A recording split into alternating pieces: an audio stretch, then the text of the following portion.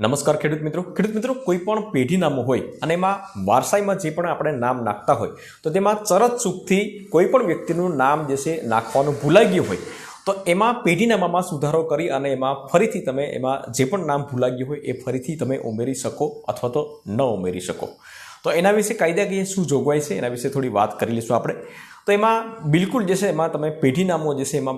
ચરત ચૂકથી કોઈ પણ નામ ભૂલાઈ ગયું હોય તો બિલકુલ તમે ચડાવી શકો છો, કારણ કે કોર્ટે સ્પષ્ટ કર્યું છે મિત્રો કે કોઈ પણ વ્યક્તિને તેના હકથી વંચિત કરી શકાય નહીં, પરંતુ તમે નામ ચડાવી શકો છો। એમાં બે પ્રકારે તમે નામ ચડાવી શકો છો, મતલબ કે બંને જે છે અલગ અલગ પ્રોસેસ તમારે કરવાની હોય છે।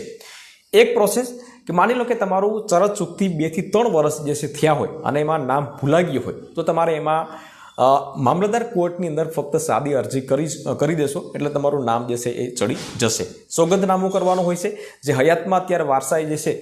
વારસદારો જે છે તો એની સહી કરવાની હોય છે, અને જેનું નામ ચડાવવાનું છે તો એની સહી કરવાની હોય છે, અને ત્યાર પછી જે છે એ કોર્ટમાં તમારે મામલતદાર કોર્ટની અંદર તમારે આપવાનું હોય છે, એટલે તમારું નામ જે છે એ ચડી જશે, મતલબ કે 45 થી 90 દિવસની અંદર। પરંતુ માની લો કે તમારી આ જે ચરત ચૂક જે છે તો એ 25-30 વર્ષ થઈ ગયા હોય, 35 વર્ષ થઈ ગયા હોય તો તેના માટે તમારે એસડીએમમાં મતલબ કે પ્રાંત અધિકારીમાં જે છે એ અરજી કરવાની હોય છે। પ્રાંત અધિકારીમાં કેવી રીતે અરજી કરવાની, તો તમારે એમાં એટલો સમય મતલબ કે વિલંબ થયો છે તો એનું કારણ તમારે દર્શાવવાનું હોય છે એ અરજીની અંદર કે ભાઈ શા માટે એટલો બધો વિલંબ થયો છે, તો તમારે કારણ દર્શાવવાનું હોય છે કે ભાઈ એની ઉંમર જે છે 18 વર્ષથી નાની હતી અથવા તો એ ક્યાંય બહાર હતો, તો આવું કોઈ પણ કારણ જે છે એ તમે દર્શાવી શકો છો, અને એ પ્રમાણે તમારે ત્યાં સોગંદનામા સાથે અરજી કરવાની હોય છે। પરંતુ માની લો કે મિત્રો કોઈ પણ વ્યક્તિ જે છે કે જે અત્યારે હયાતીમાં વારસદાર જે છે કે જેના નામ છે અને એ લોકો જે છે એ નામ ચડાવવા માટે વિરોધ કરતા હોય, તો એ વિરોધ કરતા હોય તો એના અગેન્સ્ટ જે છે જેનું નામ નથી તો તે સિવિલ કોર્ટની અંદર જઈ અને વારસાઈ સર્ટિફિકેટ કઢાવી અને એનો હક જે છે એ મેળવી શકે છે।